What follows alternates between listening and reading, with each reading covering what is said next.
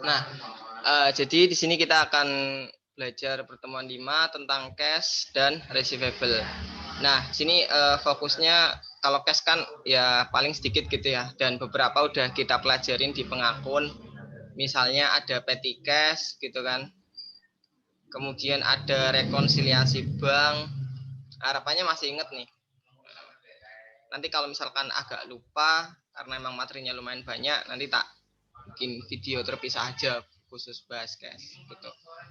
Kalau emang sempat ya. Nah, kemudian untuk receivable, nah ini yang lumayan menurutku ribet gitu ya. Menurutku ribet.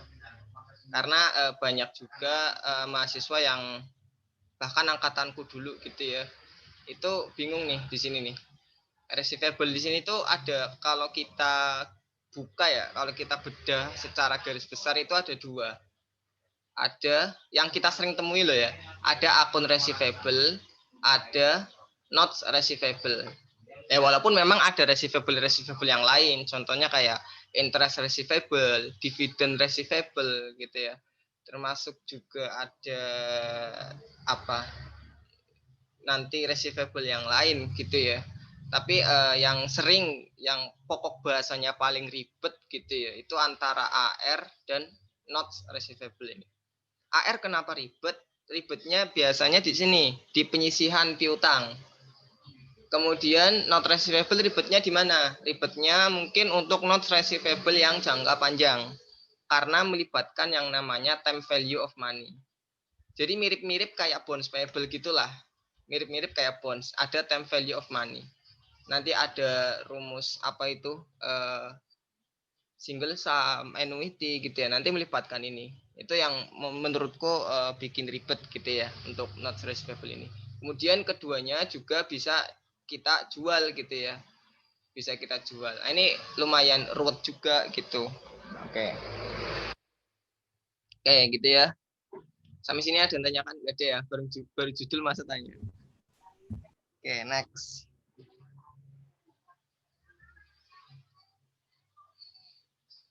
Nah, ini ya, kita akan bahas 5 sub bahasan.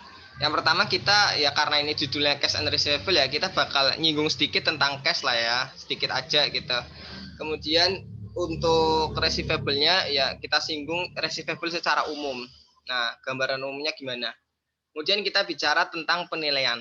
Penilaian untuk apa? Untuk akun receivable. Notes-nya kapan? Notes-nya nanti di pertemuan berikutnya gitu ya. Di pertemuan berikutnya kita akan fokus bahas notes. Di situ ada time value of money, terus ada notes untuk membeli tanah atau ngejual tanah dan lain sebagainya gitu ya. Kemudian, nah ini nih yang perlu concern nih, penentuan piutang tak tertagih. Ini kalau kalian meleng gitu ya, itu bisa salah metode, bisa salah jurnal ya, dan salah semua jadinya gitu ya. Makanya perlu diperhatikan gitu. Konsepnya juga. Nah, terakhir aku bakalan bahas yang penjualan receivable gitu. Nah, mungkin ada hal yang menarik ya di sini ya. Rahasia menarik di penjualan receivable dan piutang tak tertagih gitu. Oke. Nah, sekarang kita akan bahas dulu cash-nya ya secara definisi. Ya definisi cash apa? Ya duit gitu ya. Uang tunai. Apakah cuma uang tunai? Enggak juga ya. Nah, apa sih definisi cash menurut sisi akuntansi gitu. Nah, kemudian yang kedua klasifikasinya. Cash. Ya cash Kak. Kan cash itu ada dua. Uang lembar sama uang koin. Ya, enggak cuma itu juga gitu ya. Bukan itu maksud dari klasifikasi cash ini gitu. Nah, maksudnya gimana? Nah, kita bahas. Nah, definisinya ini sebenarnya ya cash ya secara awam gitu ya, yang orang tahu awam ya uang gitu ya. Yang berwujud uang yaitu cash, padahal belum tentu wujudnya uang. Nah, intinya adalah cash ini merupakan aset paling liquid. Nah, liquid di sini tuh maksudnya apa ya? Kayak cair gitu ya. Makanya kalau misalkan kita minjem uang kan, cairnya kapan? Yang cair, yang dimaksud cair itu bukan uangnya jadi cair gitu ya, tapi cair itu dapat cashnya itu kapan? Cair dalam 15 menit gitu. Ya bukan berarti kamu dapat cairan gitu ya, tapi kamu dapat uang gitu. Makanya kalau ada misalnya yang kerja gitu ya, gajimu cair kapan gitu ya. Maksudnya karena uang ini merupakan aset dari liquid. Asal filosofinya dari sana gitu. Nah, kemudian aset apa? Cash ini merupakan basis pengukuran dan akuntansi untuk item-item yang lain. Maksudnya gimana? Jadi banyak hal-hal yang diukur dengan uang ini gitu ya. Banyak hal-hal yang diukur dengan cash. Ya, satuan cashnya maksudnya, satuan cashnya. Kayak kita membeli pakai duit gitu ya. Kita bisa nggak membeli pakai daun? Nggak bisa gitu ya. Kita harus pakai duit gitu. Duit duit dalam artian cash ya. Kita membeli sesuatu dengan cash. Cash di sini wujudnya banyak. Nah, nggak cuma uang koin dan uang kertas nih, nggak cuma itu. Kemudian standar untuk exchange currency ya. Untuk kurs ya. Untuk kurs juga kita menggunakan ukuran cash ya, ukuran cash. Nah, nah ini contoh gambarnya ya. Ini juga cash nih. Ini yang wujudnya bunder gitu ya. Koin 1000, 100, 200 ini cash. Terus yang wujudnya lembaran 100.000, 50.000 sampai 2.000 ini juga cash ya. Nah, apakah cash cuma dua ini? Enggak, cash juga, cek juga termasuk cash. Nah, jadi cek ini kan ada nilainya gitu ya. Kalau di sini itu 12.000 dolar gitu ya. 12.000 dolar. 42. Anggap aja 12.000 dolar lah ya. Nah, terus kalau misalkan kalian tukarkan cek ini di bank, kalian dapat duit. That means kayak cek ini sama dengan duit gitu loh. Jadi cek sama dengan uang. Jadi kalau misalkan kalian punya cek gitu ya, katakanlah cek 100.000 gitu. Ya kalian simpen gitu ya. Jangan dibuang. Karena itu bernilai uang gitu loh. Gitu ya. Kemudian ada bank draft, draft dari bank. Ini contohnya dari Mandiri gitu ya. Ya wujudnya mirip-mirip kayak gini lah ya. Pokoknya bank dari draft dari sebuah bank. Nah, draft ini juga bernilai uang gitu lah. Artinya bisa suatu saat draft ini kalian gunakan untuk apa? Ya untuk transaksi. Cek juga termasuk bisa digunakan untuk transaksi. Gitu ya. Mungkin sampai saat ini ada tuh yang namanya OVO. OVO, terus GoPay, ya kan? Terus ada Dana. Nah, ini juga termasuk duit nih. Ini juga termasuk cash gitu ya. Jadi semisal perusahaan mempunyai dana OVO atau mempunyai dana GoPay dan Dana gitu ya. Dana-dana gimana maksudnya? Mereka juga melaporkan semuanya ini sebagai cash gitu ya. Jadi concernnya adalah bukan wujudnya duit gitu ya, tapi substansinya untuk transaksi. Nah, gitu. Nah ini mungkin yang rada-rada ribet gitu ya. Banyak nih yang nanya nih, Kak, restricted cash itu apa gitu ya. Nah, tak jelasin nih, restricted cash. Nah, saya mana tadi? Nah, ini cash, ini kalau item cashnya nih. Ini wujudnya ya. Kalau ini wujudnya, item ini wujudnya. Kemudian klasifikasinya. Klasifikasinya. Kemudian ini ya ciri-cirinya lah ya, kira-kira ciri-cirinya lah. Komen-komen. Gak usah pakai komen, ciri-ciri udah gitu aja lah. Ini kalau wujudnya cash. Nah, wujudnya cash. Nah, ini yang perlu kalian perhatikan nih. Ada yang unrestricted, ada yang restricted. Nah, maksudnya apa sih restricted cash? Ini nanti kalian juga nemu di akuntansi pemerintah. Ada yang namanya restricted cash, tapi pakai bahasa Indonesia gitu ya. Kan akuntansi pemerintah. Kecuali pemerintah Amerika gitu ya. Apa sih? Nah, unrestricted cash. Restricted itu maksudnya gimana? Jadi restricted itu dia itu ibarat kata tuh khusus gitu ya. Bahasa simpelnya itu khusus untuk hal tertentu. Jadi kalau misalkan ada akun namanya restricted cache. Nah, ini berarti cache yang udah dipisahin dari cache secara umum. Jadi semisal ini ada cache ya, semua cache. Nah, diambillah dari sini untuk dijadikan restricted cache.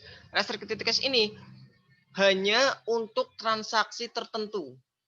Nggak bisa untuk transaksi semuanya. Contoh, semisal 6 bulan lagi gitu ya, 6 bulan lagi bakalan ngebeli gedung gitu ya. Nah, kita pisahin tuh cash untuk ngebeli gedung.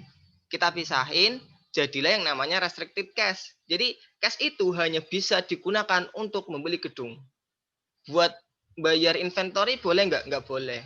Karena udah terrestricted gitu ya. Semisal juga ada cash di misalnya ini untuk gedung ya, untuk beli gedung misalkan. Ini cash secara umum ya, cash secara umum. Kemudian diambil lagi restricted cash untuk misalkan kegiatan sosial. Nah, kadang ada tuh kemarin aku baru ketemu ini sama asisten manajer dari Bank Indonesia cabang Tegal ya. Tegal tapi membawahi kota Brebes, Pemalang, Tegal sampai Pekalongan, ex Karesidenan Pekalongan lah. Nah, itu kita ke sana ngobrolin masalah rumah belajar, proposal dan lain segala macam. Nah, ternyata Bank Indonesia ini punya yang namanya program sosial Bank Indonesia PSBI. Nah, jadi ada dana khusus yang memang untuk kegiatan sosial. Nah, itu kalau BI itu memisahkan cash-nya, maka nggak boleh tuh uang itu dipakai buat transaksi transaksi bank misalkan, ataupun buat ekspansi gedung BI itu nggak boleh. Pokoknya khusus buat sosial. Nah, itu yang dinamakan restricted cash, gitu ya. Nah, kalau uangnya itu restricted, maka dilaporkan sebagai current atau non current asset. Jadi dilihat konteksnya gitu ya. Tapi biasanya sih untuk restricted cash itu biasanya jangka panjang biasanya. Tapi dilihat konteksnya. Contohnya tadi restricted cash untuk pembelian gedung tapi 6 bulan lagi gitu ya. 6 bulan kan kurang dari 1 tahun. Berarti kamu melaporkannya sebagai current asset. Akunnya apa? Akunnya namanya restricted cash gitu. Atau malah ada tuh perusahaan yang ini ya, kayak langsung menjurus gitu loh. Cash held for building expansion, misal expand gitu ya. Misalkan nggak tahu sih bahasa Inggrisnya, bener atau enggak ya, koreksi. Intinya adalah kas untuk pembelian gedung, nah, dipisah. Atau untuk kas untuk dana sosial, nah itu ada. Jadi bukan masuk ke cash, bukan masuk ke akun cash gitu ya. Nah, yang masuk akun cash yang unrestricted, yang memang umum gitu, yang gede ini gitu loh. Tapi yang udah dipisah-pisahin ini itu masuk sebagai restricted cash. Dilaporkan di current atau non current asset, ya kan? Sekarang kan kayak ada sesuatu yang kontradiksi gitu loh. Cash itu kan aset paling liquid gitu ya. Tapi bisa dilaporkan di non current asset. Kenapa coba? Ada yang bisa jelasin nggak? Kan restricted cash itu wujudnya cash gitu ya. Tapi kan cash kan tadi kan pengertiannya apa? Aset paling liquid kan ya. Nah, tapi kenapa kok disajikan di non current asset? Bisa disajikan di non current asset. Kenapa? Ini kok lebih dari setahun ya, Kak? Oke, benar. Ada lagi berkaitan dengan likuiditasnya tadi.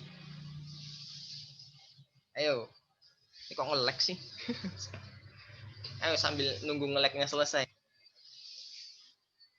Dan enggak nih? Ayo ngomong. Kita belajar akuntansi itu enak banget tuh kalau mempraktekkan gitu loh. Kan kita diploma.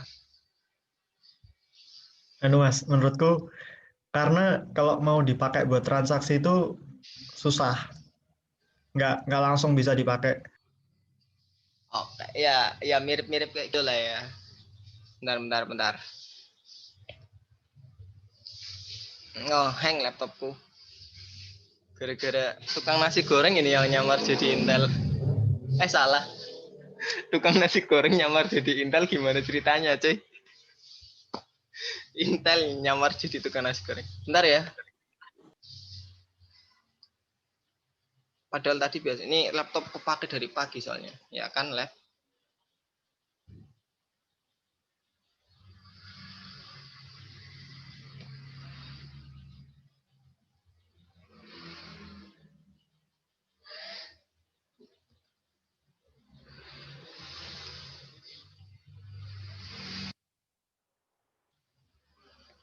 Cek. Aku live ya tadi ya. Oke, bentar ya. Oke, Mas.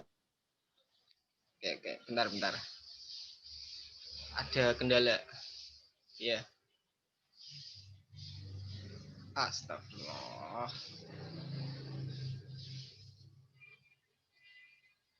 Ampun lah.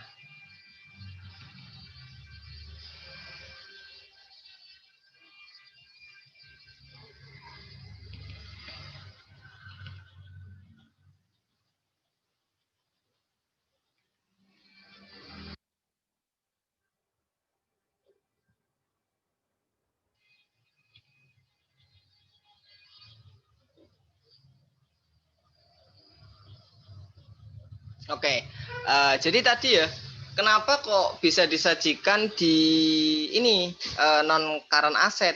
Ya karena nggak tingkat likuiditasnya ya cash memang paling liquid, tapi dengan diklasifikasikan sebagai restricted, maka cash itu udah nggak liquid lagi, gitu ya.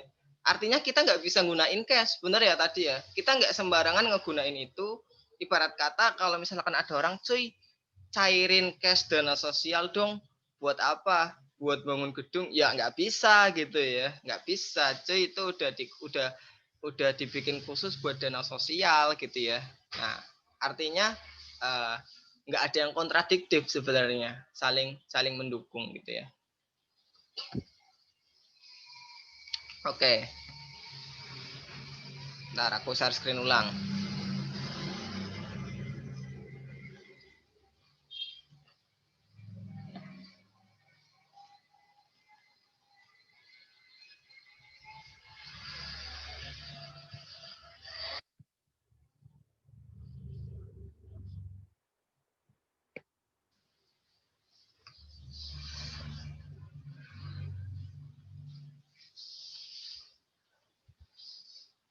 Oke, udah ganti ya layarnya ya.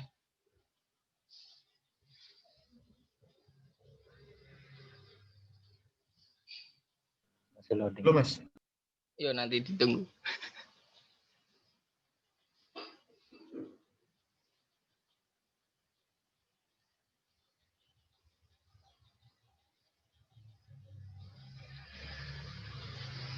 Ya ampun.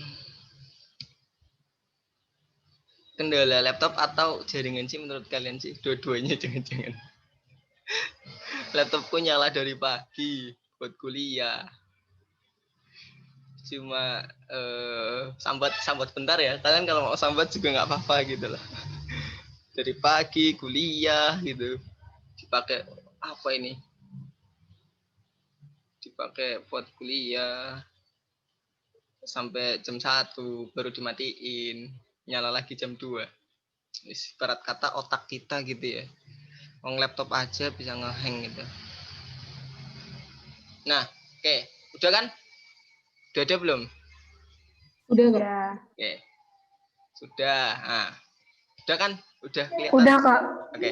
Nah, tadi ya terkait dengan restricted tadi. Makanya kalau nanti kalian ketemu akun restricted cash, masukinnya kemana? Berarti ya kalian boleh milih gitu ya, current atau non current tergantung konteksnya. Kalau misalkan nggak ada diketahui jangka pendek atau jangka panjang, ya biasanya sih di sini non current asset. Kalau di akuntansi pemerintah itu ada di bagian aset tidak lancar, di bagian sub aset lainnya. Nah itu ada aset untuk aset khusus apa ya namanya kas apa gitu loh, kas yang dibatasi penggunaannya ya namanya gitu.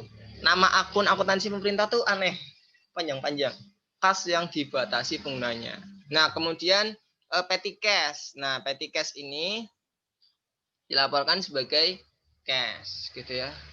Nah, ini yang perlu kalian pahami gitu ya.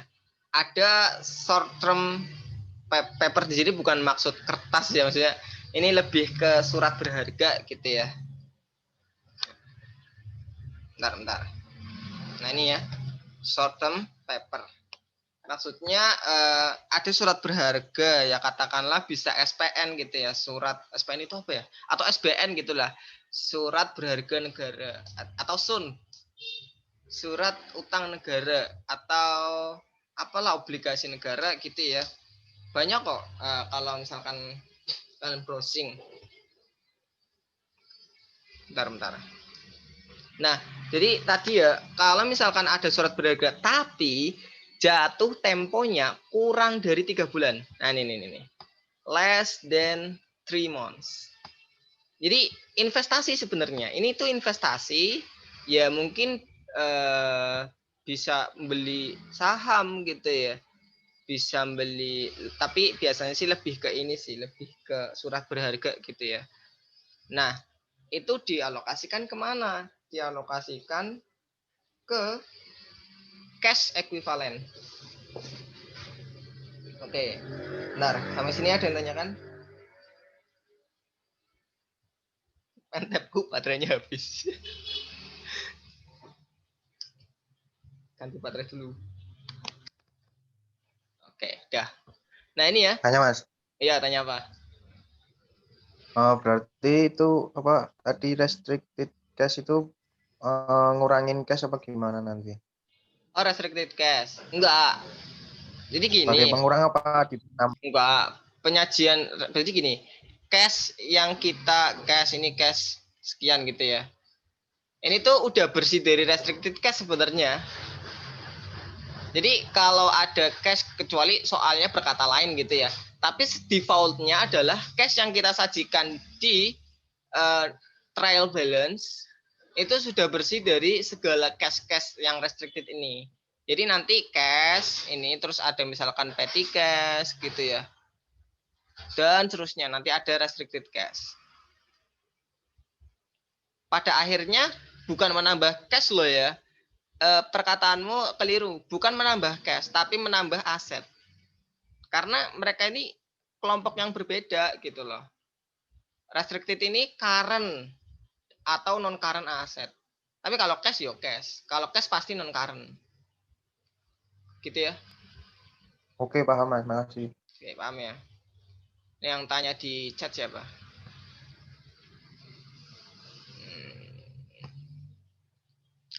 Si short term itu masuk ke current asset. Iya. Kalau short term itu masuk ke current asset.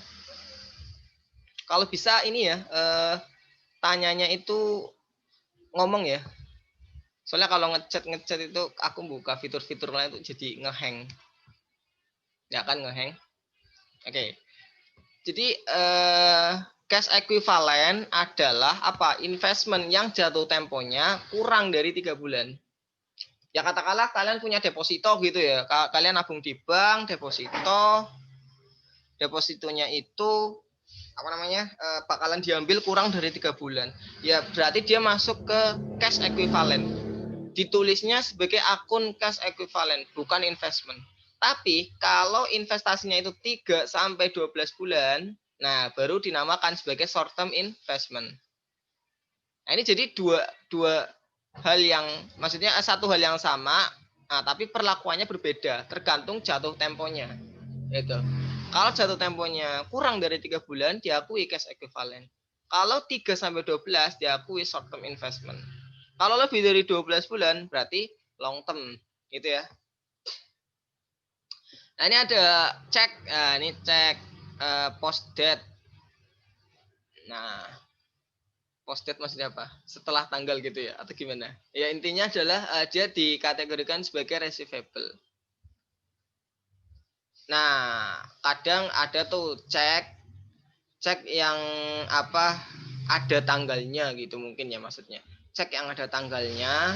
Nah, itu tidak bisa kita kategorikan sebagai cash. Kenapa? Karena untuk bisa mencairkan kita harus sesuai tanggal gitu lah. Assume to be collectible. Gitu maksudnya. Jadi akan kita koleksi uang, akan kita cairkan bahasanya lah. Akan kita cairkan di tanggal tertentu. Contohnya gitulah ya mungkin. Kemudian travel advance mirip-mirip ya. Kalau ini secara umum dikoleksi, dicairkan. Kalau si travel advance itu kaitannya dengan pegawai dan yang nantinya akan memotong gaji mereka, dipotong gaji. Ya mungkin bisa jadi travel advance itu kayak nggak tahu sih perjalanan dinas atau gimana gitu ya. Nanti dipotong gaji intinya. Tapi kan kalau kita kan perjalanan dinas kan malah ditambahin gitu ya, tunjangan perjalanan dinas. Tapi kalau ini travel advance maksudnya kayak mungkin kebijakan lain ya di Amerika ya, kita nggak tahu. Nah, kemudian ada prepaid expense gitu. Terus ada bank overdraft. Nah, ini bank nih. Yang tadi ya, yang mirip-mirip kayak tadi itu yang mandiri yang di awal-awal itu. Nah, dia diakui sebagai cash. Diakui sebagai cash ketika apa? Ketika no offsetting allowed. Maksudnya gimana? Jadi mungkin yang kalian pernah ke ATM gitu ya. Kan ada 2 rekening biasanya. Ada rekening tabungan, ada rekening giro.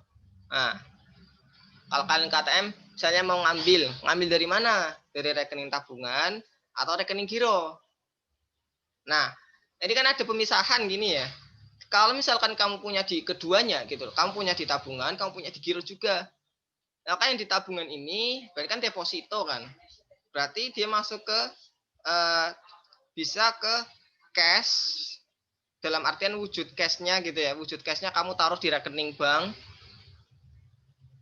Terus untuk gironya kamu diakui sebagai current liability.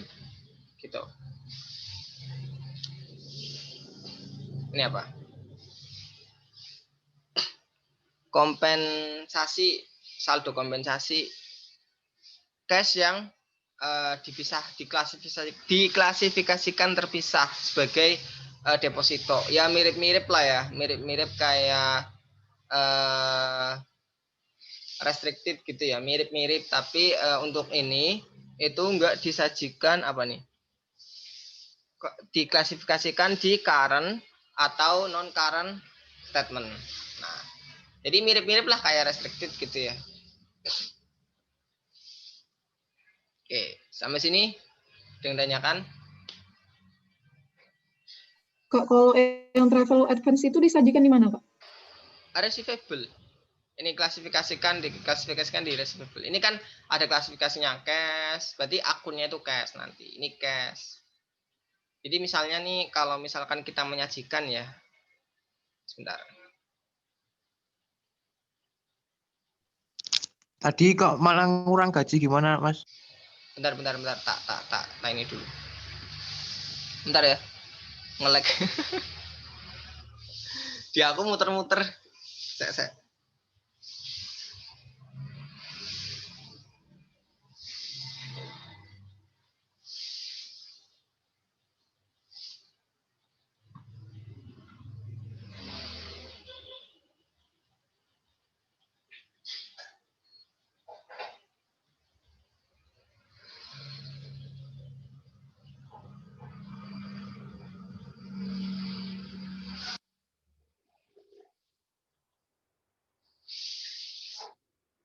Oke. Jadi gini, yang namanya ini tak hapus dulu. Astagfirullah, nge-lag lagi. Sorry ya. Enggak kondusif banget ya.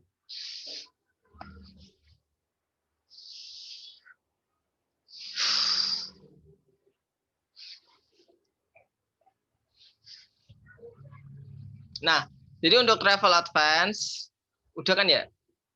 Travel advance ini maksudnya gini, travel kan perjalanan gitu ya. Advance itu uang muka. Jadi semisal si Bambang, nah Bambang ini mau perjalanan kantor gitu ya, keluar kota, misalnya ke luar kota itu ke Jogja misalkan dari Jakarta ke Jogja. Nah, ini si Bambang.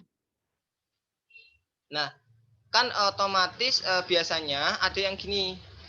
Si perusahaan ada yang ngasih uang saku, semacam uang saku, ini perusahaan. Nah, perusahaan ngasih tuh si Bambang uang saku. Nah, dikasih berapa? Dikasih misalnya, Bang, kamu ke Jogja dinas, ini tak kasih 5 juta. 5 juta ini kamu bisa buat nginep selama 7 hari misalkan. 5 juta nginep, makan, apapun perjalanan selama 7 hari kamu dapat 5 juta. Nah, ketika perusahaan ngasih 5 juta ini, maka apa nih? Maka diakui sebagai receivable. Nah, jadi ketika si Bambang ini tur ke Jogja gitu ya, perjalanan ke Jogja selama 7 hari ini, maka diakui receivable. Nah, ketika si Bambang ini kembali ke perusahaan gitu ya, kembali ke kantornya gitu, otomatis kan ada tuh melaporkan ini 5 juta lu pakai buat apa aja gitu. Ada dipakai buat apa namanya? Ada buat hotel sekian, Pak, 1 juta. Kemudian buat makan 2 juta, buat ini sekian. Ini notanya 4.500.000 misalkan. Nah, jadi nanti yang 500-nya ini dibalikin gitu ya, dibalikin ke perusahaan. 4.500.000-nya ini nanti akan menjadi dalam sudut pandang perusahaan akan menjadi beban perjalanan dinas. Gitu ya. 500-nya dibalikin. Itu sistematikanya. Tapi ini di sini ya, assume to be collected from employee atau mengurangi gaji mereka itu, mengurangi deducted from their salaries. Ini nggak tahu sih kebijakan Amerika mungkin ya, nggak tahu juga. Atau maksudnya gini mungkin, ditalangi dulu, Bang, kamu ke Jogja pakai uangmu dulu, nanti tak ganti atau gimana. Tapi lebih ke ini sih, kita fokusnya ke sini, collected from employee. Jadi kaitannya dengan perjalanan tadi. Gitu ya. Oke, next ya. Nah, sekarang kita ngomongin receivable nih, yang agak-agak seru gitu ya.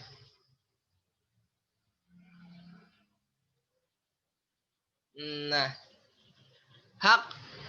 konteksnya apa? Receivable itu merupakan sebuah hak sebenarnya. Hak perusahaan yang harus diterima dari pihak lain. Pihak lain ini siapa aja ya, bisa pelanggan. Kalau pelanggan berarti misalnya kita ngejual barang gitu ya. Kita ngejual barang, terus si pelanggan ini ngutang gitu ya, ngutang berarti kan ada timbul receivable. Berarti kan kita punya hak-haknya berupa apa? Bisa berupa uang. Nah, kalau pegawai ya bisa jadi pegawai ini minjem gitu ya, minjem di perusahaan, maka ada kaitannya dengan uang lagi.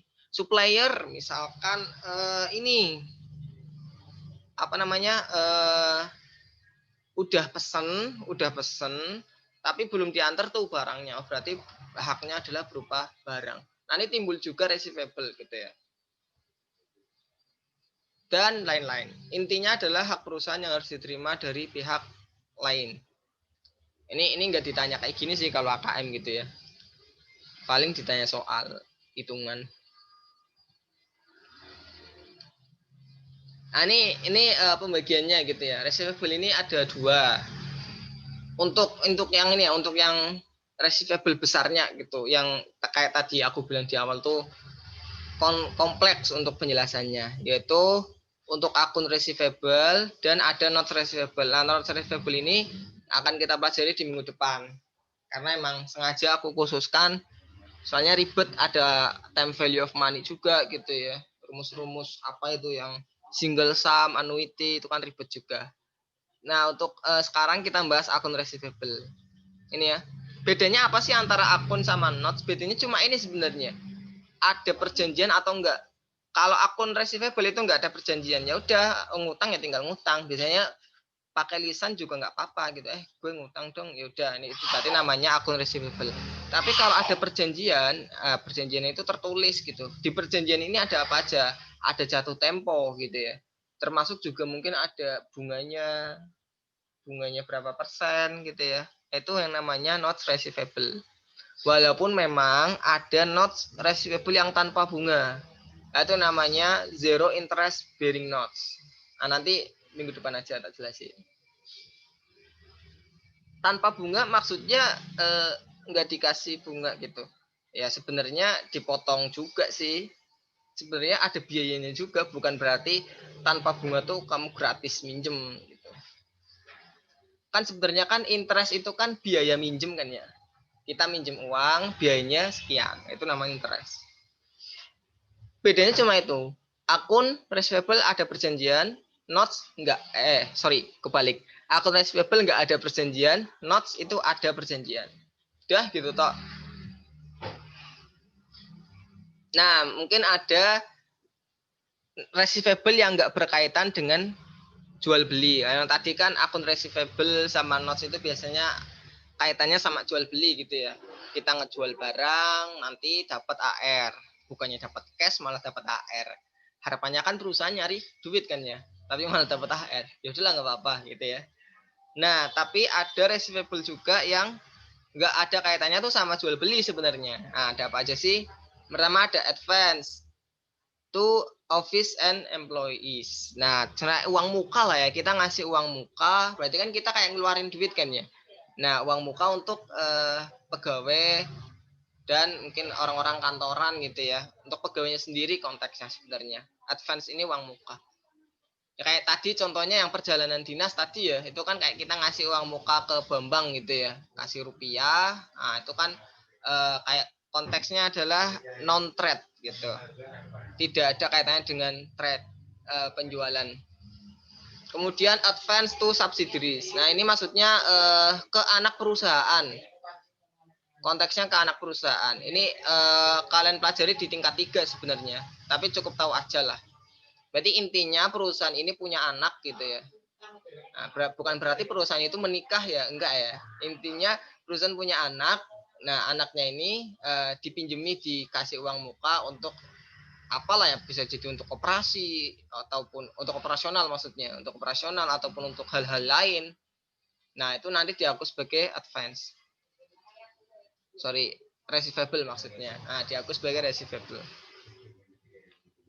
Kemudian ada deposit. Nah, deposit yang dibayarkan untuk potensial kehancuran atau kerugian gitu.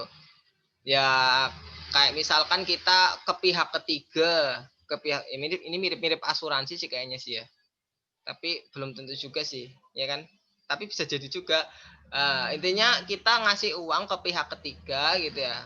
Ke pihak ketiga, ini pihak ketiga ngasihkan uang untuk apa? Untuk jaga-jaga sih, untuk mengcover gitu ya, untuk mengcover kemungkinan adanya kerugian di masa depan. Artinya kan kita ngedeposit uang kan, ngeluarin duit. Kalau ngeluarin duit kan kreditnya cash kan ya.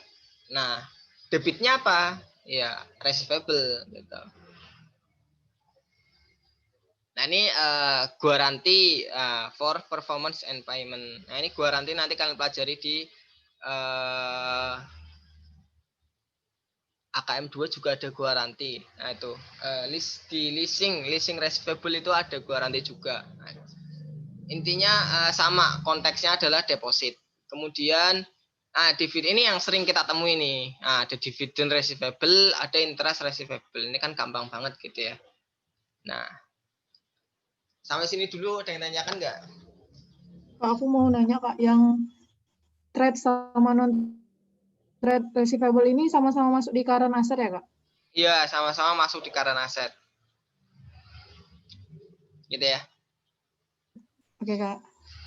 Ada kemarin kan kita kan bedah perusahaan Unilever kan ya. Itu nama akunnya nggak pakai akun receivable, tapi pakai trade receivable.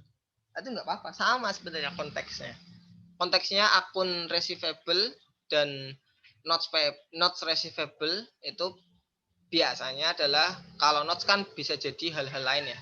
Tapi umumnya bisa jadi ke trade receivable gitu. Next ya.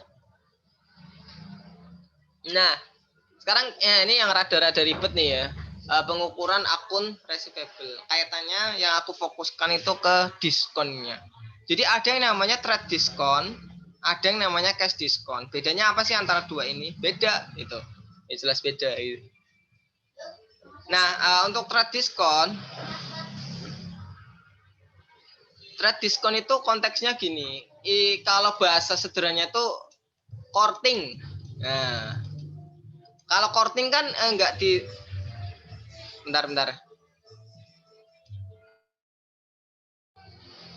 Oke, ada pengamen. Oke, kalau courting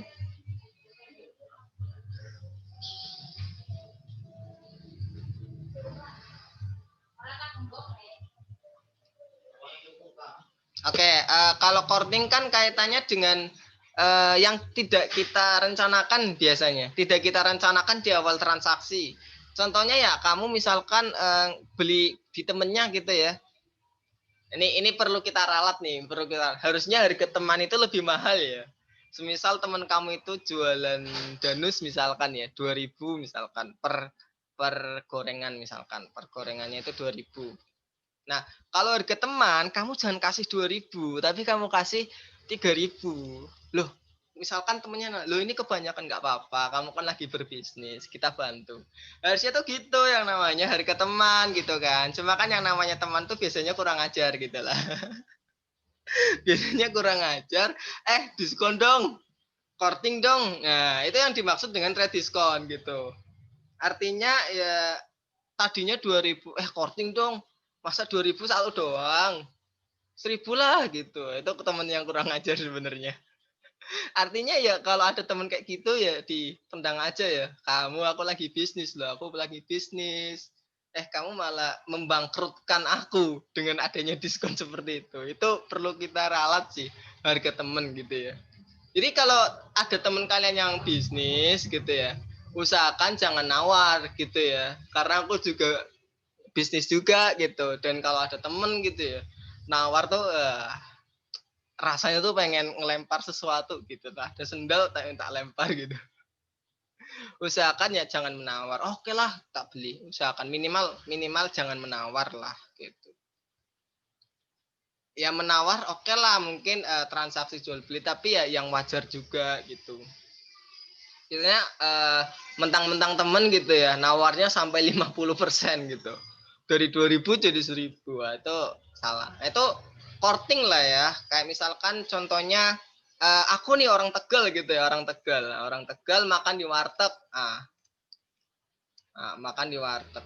Aku biasanya kalau ngomong pakai bahasa Tegal itu dimurahin gitu. Tapi kalau ngomong pakai bahasa Indonesia itu biasanya mahal. Tapi kalau ngomong bahasa Tegal, yuk kayak pira regane. Nanti dikasih courting. Courting di sini kalau dalam konteks bisnis itu dinamakan sebagai trade diskon. Jurnalnya gimana, Kak? Jurnalnya kalau misalkan gini, semisal kita ngejual barang 10.000, harganya 10.000 gitu ya. Harga aslinya 10.000. Tapi mungkin karena kita lagi ada promosi, contohnya ini, diskon for new retail store customer. Nah, untuk pelanggan baru nih, kita ada diskon loh. Ada diskon senilai 10%. Nah, berarti yang kita catat, berarti kan kita nerima cash kan? Cash pada sales revenue. Berapa yang kita catat? Yang kita catat langsung angka netnya. Netnya berarti 9.000. Jadi nggak ada akun diskon muncul di situ gitu ya. Yaitu yang namanya trade diskon. Nah, ini untuk menghindari perubahan harga dalam katalog ya. Contohnya biasanya tuh kayak Indomaret gitu ya. Itu kan harganya kan kadang berubah-berubah kan ya, cepet banget. Loh, kursornya mana? Hilang.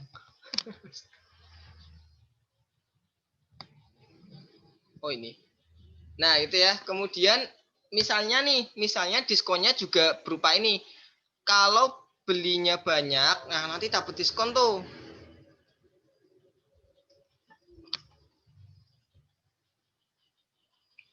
Nah contohnya beda jumlah yang dibeli, biasanya beda juga harganya. Kamu kalau beli satu harganya 5.000. Tapi kalau beli dua harganya 15.000. Enggak ya, kok jadi lebih mahal? Enggak, tapi lebih murah ya. Nah, misalnya ini. Kamu kalau bentar ya. Ini kok enggak nyala. Nah, kalau beli satu itu 5.000. Nah, tapi kalau beli tiga, kamu dapat 10.000. Nah, kalau ada kayak gini, ya udah kamu langsung catat cash pada sales revenue senilai 10.000. Nggak ada akun diskon muncul. Itu kalau yang trade diskon. Sampai sini ada yang tanyakan? Nggak ada ya, lanjut ya. Nah, tapi kalau cash diskon, kalau cash diskon ada syarat-syarat yang udah ditetapkan di awal. Kalau yang ini kan enggak nih. Kalau yang trade diskon ya udahlah bahasa awamnya itu courting, dapat courtingan. Tapi kalau cash diskon udah ada syarat di invoice-nya. Sebentar ya, 2 menit ya.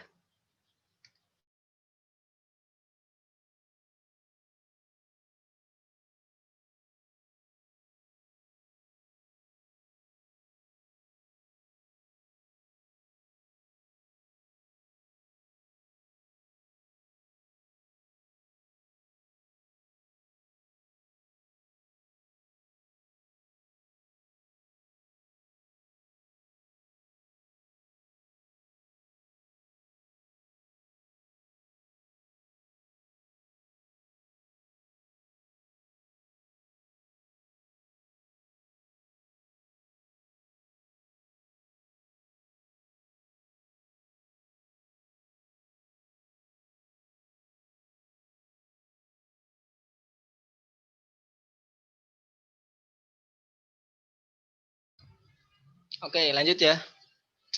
Nah, kalau cash diskon itu ada syarat yang udah ditetapkan di awal. Contohnya 2/10, N30. Maksudnya gimana? Diskon 2%, 2% kalau dilunasi maksimal 10 hari. Nah, jadi kalau kamu ngelunasinya di hari ke-9, berarti kamu dapat diskon. Tapi kalau hari ke-11 berarti nggak dapat diskon. Tujuannya apa sih bikin diskon kayak gitu? Tujuannya ya ini untuk memberi insentif pada pembeli supaya cepat melunasi, supaya cepat dilunasi gitu loh. Soalnya kan perusahaan tuh nyari duit kan, bukan nyari AR. Makanya ya dengan gimana caranya biar dapat duit, oke lah kita kasih insentif 2%. Coba aku tanya nih, kira-kira dengan adanya diskon pembeli tertarik nggak? Iya, Kak. Tarik. Nah, belum tentu tertarik. Nah, ini yang apa ya? Dalam kehidupan nyata, diskon kayak gini ya cuma 2%, coy. Cuma 2%. Katakanlah kamu punya piutang gitu ya. Berarti ini perusahaan, berarti kamu yang beli. Ya, berarti kan kamu punya utang. Nah, ini kamu yang beli. Jadi kamu punya utang, konteksnya ya. Kalau perusahaan punya piutang, kan gitu. Punya AR. Kalau kamu berarti punya AP ke perusahaan. Nah, kalau kamu lunasin kurang dari 10 hari, ya kamu dapat diskon. Diskonnya 2%. Misalnya nilai utangnya itu 10 juta misalkan. Ya, nggak mesti gitu ya. 2% dari 10 juta tuh berapa? 200.000 kan? Ya nggak? Cuma 200.000. Tapi kamu mikir gitu ya, kamu otak bisnismu mikir, aku malas lunasin perusahaan walaupun aku dapat diskon 2%, ya mending 10 juta ini masih aku putar dulu gitu. Aku putar ya misalkan untuk trading saham. Bisa jadi trading saham. Nanti dapat gain yang lebih dari 2%. Trading saham misalkan dapat 10% profitnya. Jadi yang namanya diskon kayak gini tuh nggak selalu menarik untuk seorang pembeli gitu.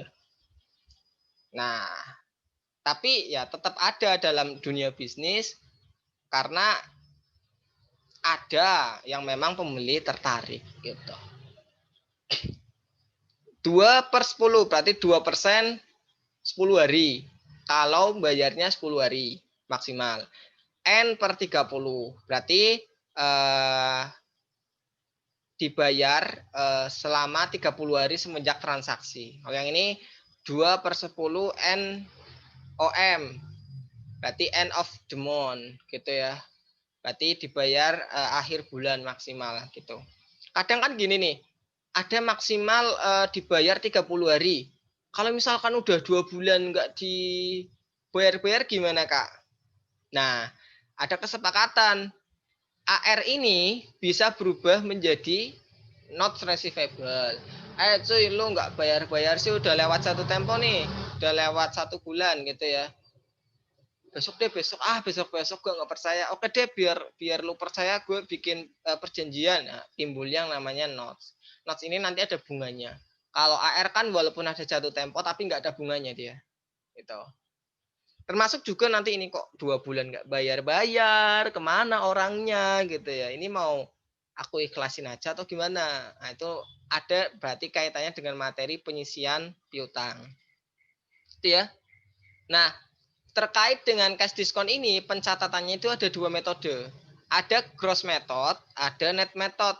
Bedanya apa? Kalau gross method itu diskonnya itu kita ngakui diskon ketika emang benar-benar udah terrealisasi. Jadi semisal syaratnya itu 2/10. Misalnya pembelinya itu ngelunasin di hari ke-9, berarti kan dapat diskon.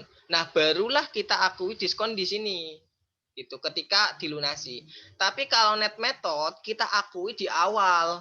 Di awal ketika penjualan udah pede banget gitu ya. Si penjual udah pede kalau pembeli bakalan ngambil diskon. Padahal belum tentu kan. Nah, kalau misalkan di akhir ternyata pembeli nggak ngambil diskon gimana? Nah, tidak terrealisasi, maka disesuaikan. Caranya gimana? Nah, ini caranya. Nah, ini bedanya antara gross method dan net method. Nah, semisal ada penjualan nih, penjualan 10.000, syaratnya itu 2/10 N30. Nah, misalkan ini kan berarti kan jurnalnya sama kan? Jurnalnya sama, akun receivable pada sales. Yang beda apa nilainya? Kalau gross kita akui sejumlah ya semuanya, namanya juga gross. Kotornya semuanya kita akui sebagai sales. 10.000. Nah, gini ya. Tapi kalau net method kita akui bersihnya. Bersih dari diskon. Jadi di sini kayak udah diakui dulu diskonnya gitu loh. Gitu ya. Kayak udah diakui dulu, mirip-mirip kayak trade diskon lah. Konteksnya mirip kayak trade diskon. Jadi langsung aja tuh nilainya berkurang sesuai dengan diskonnya. Diskonnya 2%, berarti yang dibayar 98%, senilai 9.800. Bedanya di sini. Nah, semisal dibayar nih. Bayarnya nyicil gitu ya, bayarnya nyicil 4.000 dulu. Nah, 4.000 ini dibayar pada periode diskon. Ya katakanlah misalkan hari ke-8 gitu ya. Baru bayar 4.000, berarti dapat diskon nih yang 4.000. Yang 4.000 dapat diskon. Maka akun receivable-nya berkurang 4.000. Diskonnya 2%. 2% dari mana? 2% dari 4.000 ini. Ketemu 80. Maka cash yang kita terima berapa? Ya 3920. Gitu ya. Tapi kalau misalkan net, kan kita udah ngaku di awal kan diskonnya. Diskon udah diakui di sini nih. Berarti kita nggak usah ngejurnal diskon. Kalau misalkan dibayar di periode diskon, karena udah diakui di awal. Jadi kita nggak usah nyatet diskon lagi, karena udah diakui di awal. Konteksnya gitu. Berarti tinggal kita catat bersihnya berapa gitu ya. Kita catat cash pada akun receivable. Terima cash senilai 3920. Tuh. Gitu ya. Nah, semisal untuk yang sisanya 6.000 itu dibayar setelah periode diskon, berarti nggak dapat diskon tuh. Kalau yang gross method ya udah, berarti kan 6.000 ya dibayar 6.000 gitu ya, nggak dapat diskon sih. Nah, kalau net method ya sama, 6.000 ya dibayar 6.000 gitu ya, karena nggak dapat diskon. Tapi kan permasalahannya yang pakai net method ini udah ngakui diskon di awal.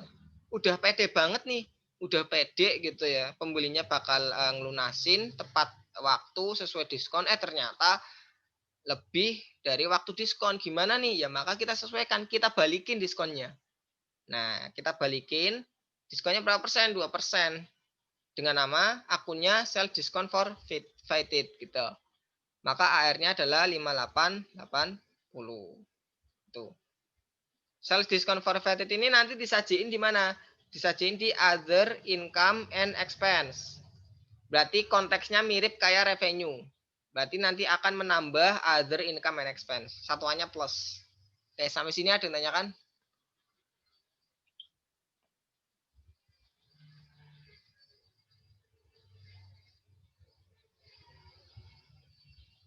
Ada yang tanyakan nggak?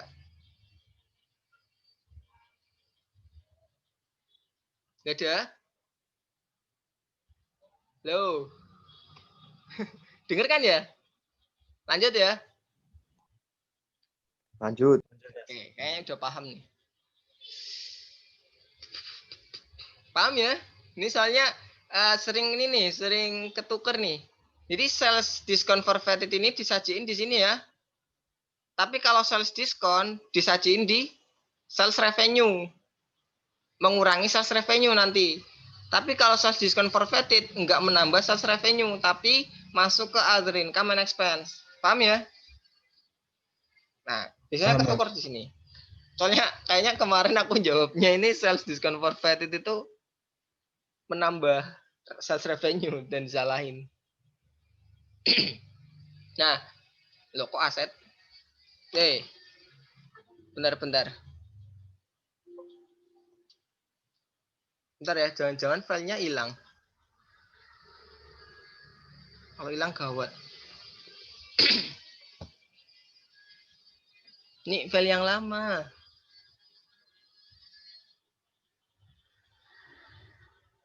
Bentar ya. Oh iya. Oke, bentar.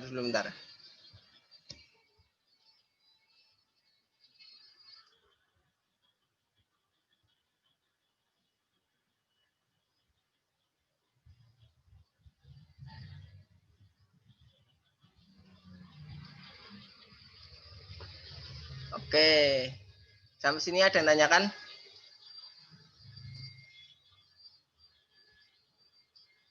Kabar buruk ternyata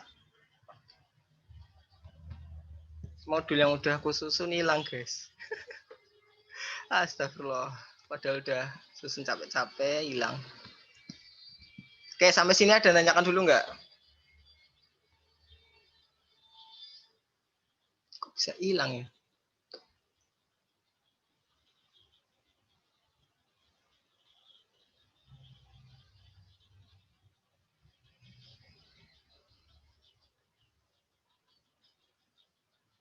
Gimana? Nggak ada ya? Kalau nggak ada,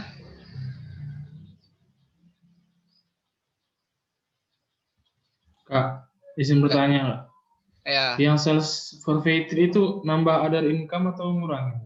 menambah ya. Berarti dia Berarti kaitannya mirip. income. Kaitannya kayak income ya, income benar. Oh, oke Kak, makasih.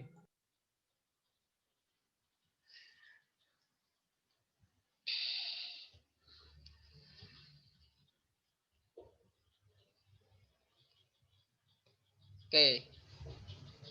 Jadi gini, kan tadi siang aku udah bikin materi buat yang penyisihan sama sampai akhir tuh, sampai penjualan. Tahu-tahu hilang, ternyata ini file yang lama. Oke, tapi nggak apa-apa ya, tetap bakalan kita lanjut. Nanti mungkin bakal rotoretan. Sama tak bahas di buku Biswan ya. Penjualan. Padahal udah sampai bikin gitu ya. Ternyata hilang. Oke, sekarang mungkin gini aja deh. Pakai screen kosong ya.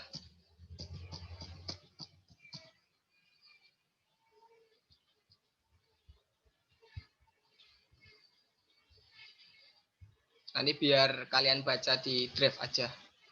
Buat yang udah jadi. Saya nggak tahu ya kok hilang gitu loh. Sayang banget.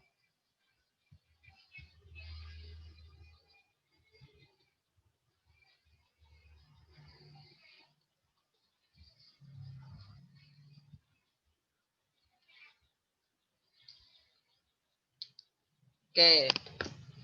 Jadi buat selanjutnya kita akan bahas penyisian ya.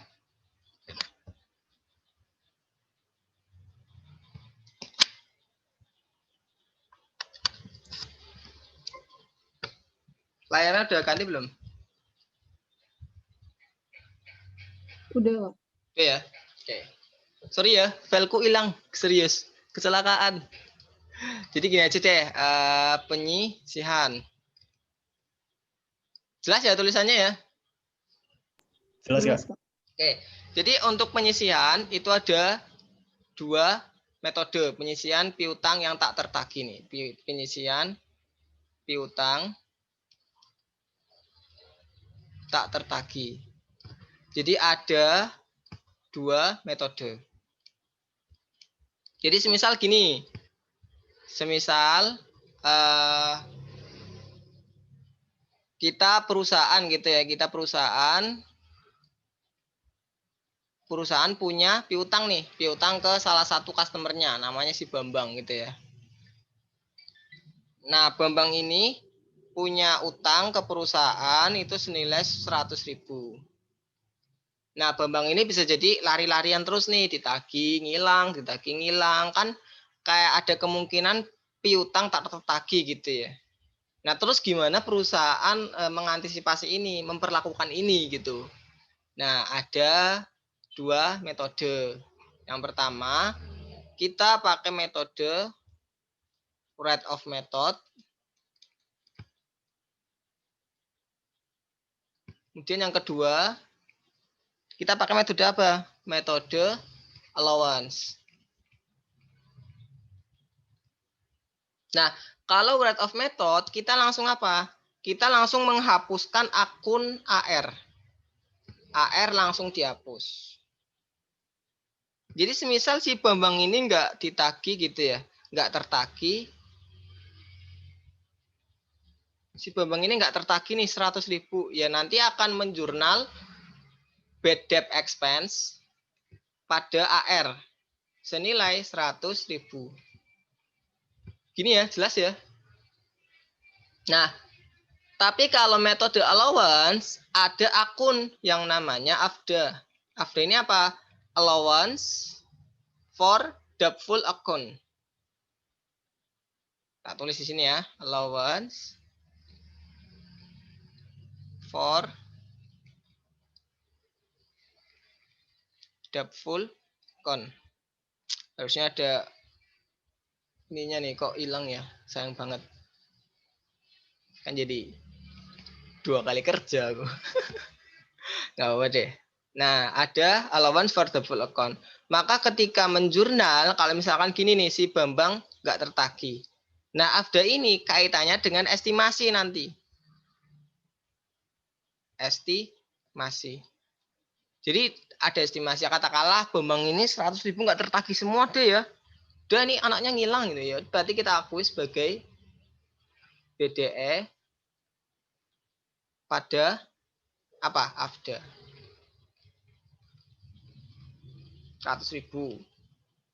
Atau estimasinya jangan 100.000 deh, kayaknya yang nggak tertagih, kayaknya kalau kita ngelihat kan perusahaan kalau mau ngutangin kan biasanya kan lihat CV-nya dia dulu ya, CV-nya pelanggan, kerjanya apa gitu, terus gaji per bulannya berapa. Dari situ kan menganalisis resiko kredit macet gitu si pelanggan. Nah, dianalisis katakanlah adalah paling kayaknya yang nggak tertagih itu 10.000 deh. Nah, 10.000. Kita catat 10.000. Tapi yang membedakan adalah jurnalnya. Kalau write-off method, kita langsung menghapuskan akun receivable. Tapi kalau allowance, kita pakai akun cadangan, pencadangan yang namanya AFDA. Nah, dicadangkan nih. Nah, nanti AFDA ini disajikan sebagai kontra akun dari AR. Jadi kalau kita nyajiin, nanti nyajinya gimana? Menyajikannya aset gitu ya, aset. Kan ada current aset. Nanti ada AR. Nah, habis itu dikurangi tuh less AFDA. Nah, AR-nya misalkan ini ya 100.000 ya. AR-nya 100.000. Nah, kemudian kita kurangi 10.000. Ketemulah berarti net AR-nya itu 90.000. Ini. Nah, Tapi kalau si BDE pada AR yang pakai rate of method ini, dia nggak punya AFDA. Efeknya apa? Efeknya akan misinformasi nanti. Jadi kalau pakai rate of method ini tidak dianjurkan ya, tidak dianjurkan pakai ini. Kenapa? Karena dimungkinkan terjadinya misinformasi. Ya karena ketika di laporan keuangan gitu ya, itu cuma menyajikan apa? Cuma menyajikan AR 90.000. Kita nggak tahu 90.000 ini emang bener-bener AR-nya dia bersih atau ada yang macet atau gimana, kita nggak tahu. Tapi kalau kayak gini kan tahu nih, kalau kayak gini macet. Kalau kayak gini macet. Kalau kayak gini tahu, oh yang ada itu piutang totalnya 100.000. Nah, pembaca laporan keuangan tahu, oh ternyata piutang yang macet atau yang dicadangkan itu 10.000. Sehingga netnya 90.000. Gitu ya, sampai sini ada yang tanyakan? Kak, aku mau nanya, Kak. Ya. Kan kalau misalkan ada di neraca itu ada saldo AR, kemudian di informasi tambahan tuh ada tambahan AR. Pokoknya ada uang sewa yang belum terrealisasi. Terus dia itu transaksi selanjutnya dia tuh dibilang penyisihan piutang tak tertagih sebesar 10% dari total piutang. Nah, itu total piutang yang di neraca atau yang udah ketambahan sama yang transaksi sebelumnya, Kak? Oke. Itu nanti ya, nanti tak jelasin. Berarti gini, kan pencatatan penyisihan ada 2. Penyisihan. Yang pertama ada write off method. Yang kedua ada allowance. Allowance ini dibagi lagi menjadi 2. Ada pendekatan percentage of sales. Yang kedua pendekatan percentage of AR atau account receivable. Nah, yang kamu tanyakan ini berarti persentase terhadap AR. AR yang dipakai yang mana? AR yang udah menjadi saldo akhir. Jadi emang benar-benar final. AR yang emang benar-benar final. Jadi AR setelah penyesuaian tadi. Itu jawabannya ya. Oke. Nah, Makasih, Kak. kan konteksnya gini nih. Penyisian. Nah, yang akan kita bahas itu di sini nih. Ini yang biasanya sering ketukar. Aku udah bikin soal, cuma hilang. Ngeselin. Kesel banget ya serius. Kayak emosi gitu. Nah, contoh soalnya gini. Kayak nulis kayak gini lama soalnya. Contoh soalnya misalkan ada saldo. Ini saldo di ini ya, trial balance. Nah, kalau trial balance kan 31 Desember gitu ya, 2020. Nah, ada saldo AR. Saldo AR-nya itu misalkan jangan 100 deh, 400.000. Nah, kemudian ada saldo sales. Salesnya 500.000. Kemudian ada sales diskon senilai 20.000. Selanjutnya ada sales return. Sales return and allowance ya. Tak singkat aja sales return. Senilai 30.000. Nah, pertanyaannya tentukan satu penyisian, tentukan penyisihan